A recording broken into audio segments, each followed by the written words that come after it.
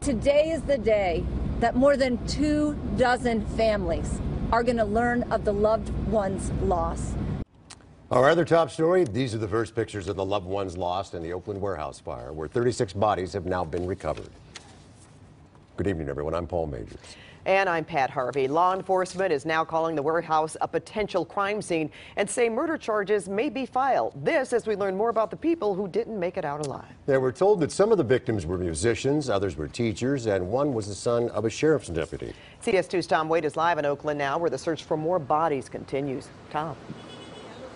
And Pat and Paul, such an emotional scene out here. Hundreds of people have been coming to the scene to pay their respects. All this while they continue to search for remains in the warehouse just behind me here. I can tell you we did speak with the family member of a sheriff's deputy's son who died in the fire. He just had his 17th birthday just a few months ago. Merlena Moore made the excruciating trip to see the spot where her nephew Draven McGill died on Friday night. Draven is the son of an Alameda County sheriff's deputy. He was among the dozens who perished trying to escape the horrific Oakland warehouse fire. The only thing I heard was that the two friends got out. He didn't. Merlena says because his remains were found, the family can begin to grieve. I just hoped and prayed they could find him before he was destroyed. I know there's a community back home that's also grieving. A friend of another victim, Donna Kellogg, came to the scene to leave flowers and say goodbye. Anybody who knew her knows that she was totally spunky and lovely, and I really can't think of a bad thing that anyone would ever have to say about her. Attention is now turning to this man.